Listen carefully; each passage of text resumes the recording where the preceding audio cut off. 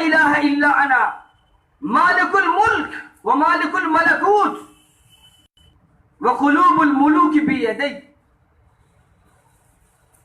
جناب نبی کریم صلی اللہ علیہ وسلم ارشاد فرماتے ہیں کہ اللہ تبارک و تعالیٰ نے ارشاد فرمایا کہ میں ہی تمہارا معبود ہوں، میرے سوا تمہارا کوئی معبود نہیں ہے. میں ہی تمام بادشاہوں کا بھی مالک ہوں، میں ہی تمام شہنشاہوں کا مالک ہوں، میں ہی روئے زمین کا مالک ہوں. آگے اللہ تبارک و تعالیٰ فرماتے ہیں وَأَنَّ الْعِبَادِ إِذَا أَطَاعُونِي، کہ جب میرے بندے میری اطاعت کرتے ہیں حَوَّلْتُ قُلُوبَ مُلُوكِهِمْ، تو میں ان کے بادشاہوں کے قلوب کو بدل دیتا ہوں، ان کے قلوب میں رحمت اور شفقت ڈال دیتا ہوں.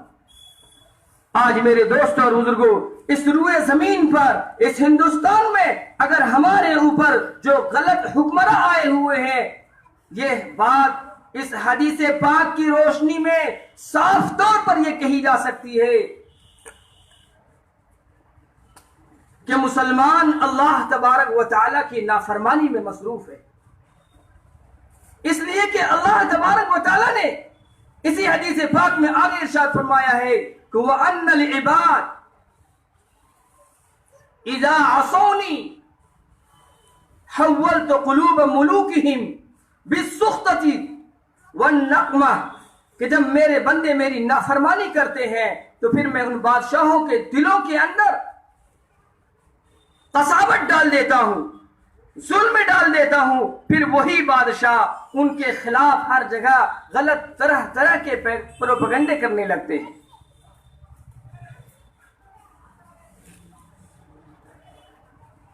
تو یہ حدیث پاک دو بات ایک تو بتلا رہی ہے کہ بندے جب بھی اللہ رب العالمین کی فرما برداری کریں گے تو اسی اعتبار سے اللہ تبارک و تعالی بادشاہوں کو مسلط کریں گے.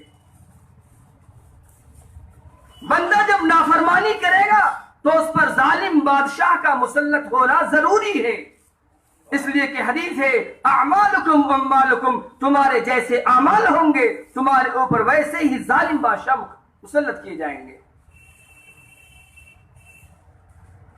آگے مزید اس حدیث پاک میں، اس حدیث قدسی میں اللہ نے ارشاد فرمایا ہے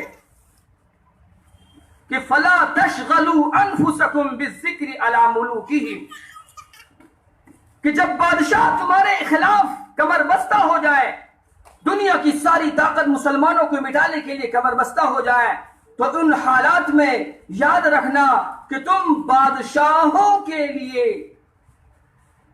لعنت کی دعا، ہلاکت کی دعا کرنے میں مشغول مت ہو جانا. آج ہم ان کی ہلاکت کے لیے دعا کرنے لگتے ہیں. حدیث قدسی یہ بتلا رہی ہے کہ ان کی ہلاکت کے لیے دعا نہ کریں، اس میں مشغول نہ ہو، بلکہ آگے حدیث قدسی میں جناب اللہ رب العالمین نے ارشاد فرمایا ہے کہ بَلِ اشْغَلُوا أَنفُسَكُمْ بِالذِّكْرِ وَالتَّضَرُّعِ كَيْ أَخْفِيَكُمْ، بلکہ تم ان حالات میں اپنے آپ کو ذکر میں مشغول کرو، گریہ ازاری اور رونے دھونے میں مشغول ہو جاؤ تاکہ میں تمہاری کفایت کروں. آج میرے دوستو بزرگوں، ہم اپنے حالات کا حدیث پاک کی روشنی میں جائزہ لے کر کے دیکھیں اور یہ سوچیں کہ ہم فرما برداری کر رہے ہیں یا نافرمانی کر رہے ہیں. آج مسجدیں ہماری ویران ہیں. آج جو لڑکے اس طرح کا جلسہ منعقد کر رہے ہیں وہ لڑکے مسجدوں کو آباد کرنے والے نہیں ہیں. وہ لڑکے اسی سرزمین پر بدعات کا خرافات کرتے ہیں، اسی سرزمین پر رہتے ہوئے غیر مسلموں سے تعاون لیتے ہیں، کتوں سے اور گندے لوگوں سے تعاون لے کر محرم کے موقع پر غلط طریقے کی تعزیہ نکالتے ہیں.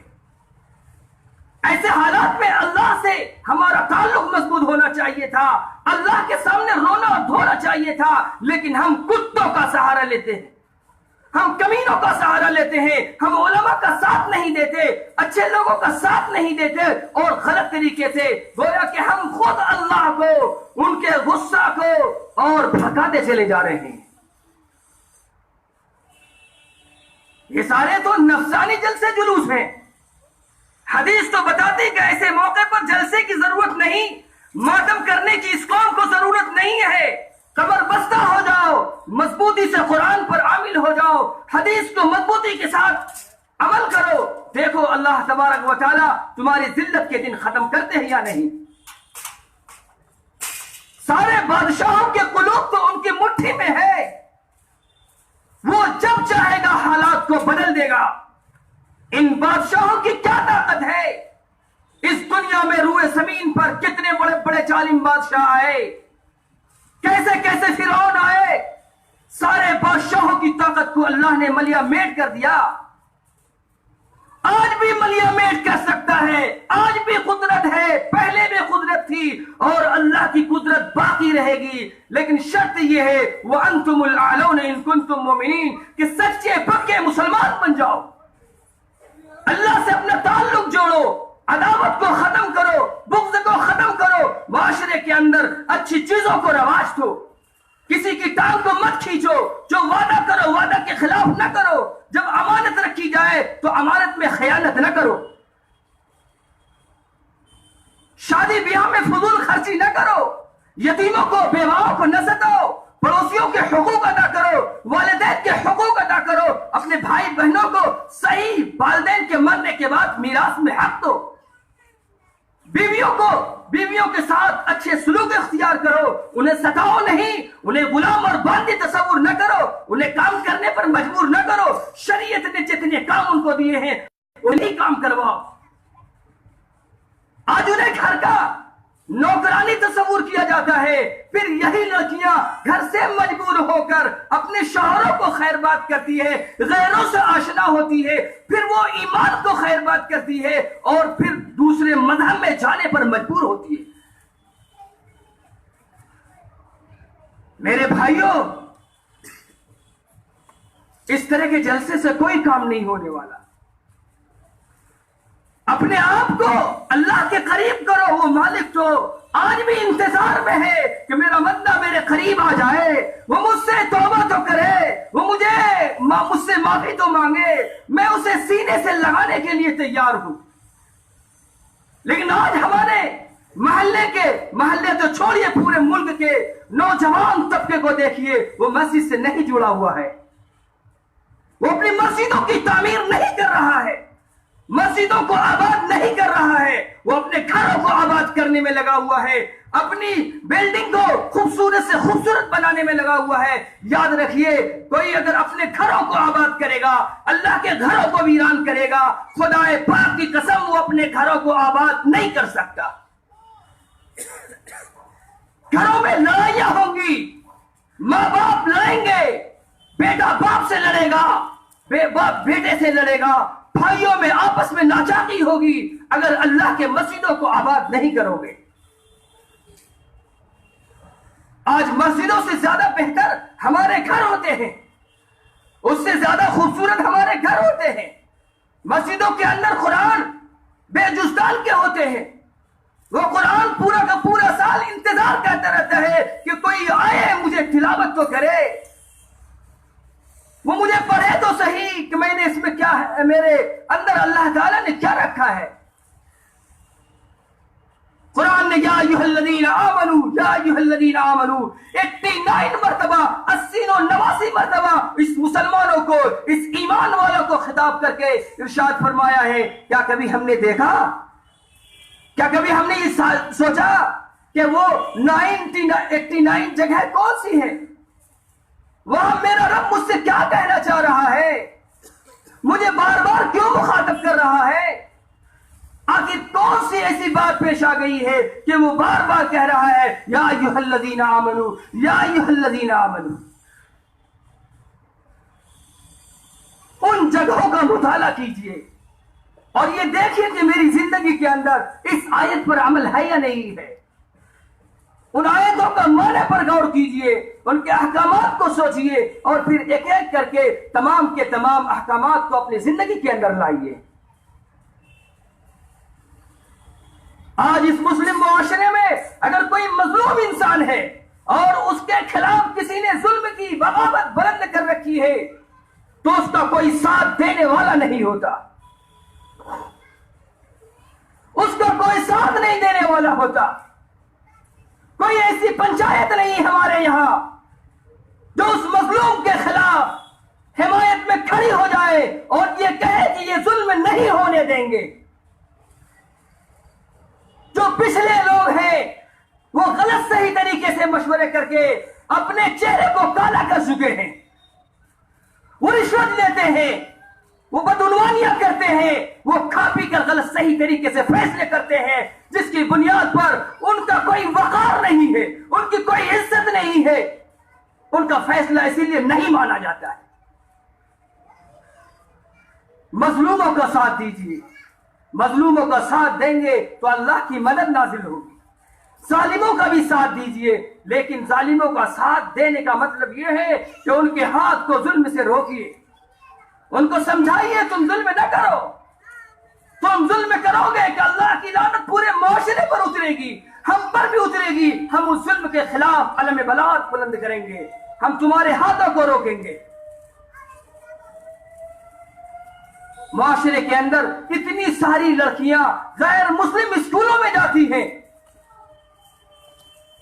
ان کے جانے والے گارجین کو بہت مشکل سے کبھی یہ خیال آتا ہے کہ یہ لڑکیاں یہاں سے اسکول تک جانے میں کن کن لوگوں سے رابطے میں رہتی ہیں، کن کن لوگوں سے یہ آشنا ہے، اپنے موبائل فون کے ذریعے سے کن کن لوگوں کے یہ رابطے میں ہیں۔ یہ لڑکیاں اسکول میں جانے کے بعد کرتی کیا ہیں آج یہ گارجین سے دیکھ نہیں رہے ہیں۔ ملک کے حالات انتہائی خطرناک ہیں، امت مسلمہ پر شاید اس سے بدترین حالات کبھی نہیں گزرے تھے۔ آج دشمنان عناصر نے یہ تہیہ کر رکھا ہے کہ ہم مسلمانوں کی جان بھی لیں گے، مال بھی لیں گے، ایمان بھی لیں گے، چنانچہ وہ اس پر کمر بستہ ہے اور ہماری مسلم لڑکیاں ان کے گودوں میں جا رہی ہیں۔ اس لیے جن جن نوجوانوں کے اور جن جن گارجینس کی لڑکیاں غیر مسلم علاقے کے اسکولوں میں جا رہی ہیں انہیں نگرانی کرنے کی ضرورت ہے۔ اگر وہ نگرانی نہیں کرتی ہے تو کل قیامت میں انہیں جواب دینا ہوگا۔ وہی بچے کل قیامت میں غریبان تھام لیں گے، دامن کو پکڑ لیں گے اور کہیں گے انا اطعنا سادتنا وکبراءنا فاضلونا السبیلا، کہ اے اللہ ہم نے ان بڑوں کی باتیں مانی، ہم نے اپنے سرداروں کی باتیں مانی، ہم نے اپنے والدین کی باتیں مانی، لیکن انہوں نے ہمیں تو گمراہ کر دیا۔ انا اطعنا سادتنا وکبراءنا فاضلونا السبیلا ربنا آتهم ضعفین من العذاب، اے اللہ انہیں کئی گنا عذاب دیجئے، وَلْعَنْهُمْ لَعْنًا كَبِيرًا، اور ان پر خوب لعنت برسائیے۔ اس لیے تعلیم دینے والے حضرات متوجہ ہو جائیں، وہ یہ سوچ لیں کہ کل قیامت میں یہی بچے جن کو ہم کھانے کمانے کا آلہ بنانے جا رہے ہیں، جن کو کھانے کمانے کی مشین تیار کرنے ہم جا رہے ہیں، کہیں ایسا نہ ہو یہی بال بچے ہمارے لیے ہمارے جہنم میں جانے کا سبب بن جائے۔ اس لیے کافی غور و فکر کرنا ہوگا اور سوچنا ہوگا، اور ملک کے حالات کو بدلنے سے پہلے اپنے حالات کو بدلنا ہوگا، اپنے آپ کو مسلمان بنانا ہوگا۔ سر سے پیر تک دیکھنے کے بعد یہ پتہ چلنا چاہیے کہ ہم مسلمان ہیں۔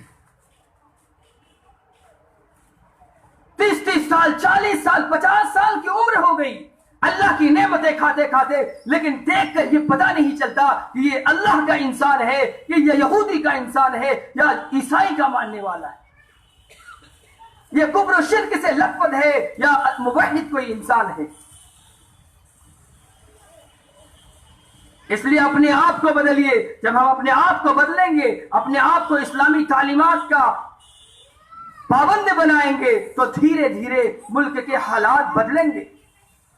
وہ اللہ کل بھی غالب تھا، آج بھی غالب ہے، کل بھی وہ مدد کرنے کے لیے آتا تھا، آج بھی آئے گا اور کل بھی آتا رہے گا۔ لیکن شرط یہی ہے کہ ہم تیار ہو جائیں، اسلامی احکامات کو مضبوطی سے عمل کرنے کے لیے کمر بستہ ہو جائیں۔ اللہ تبارک و تعالی ہمیں کہنے سننے سے زیادہ عمل کرنے کی توفیق نصیب فرمائے۔ وآخر دعوانا الحمد للہ رب العالمین۔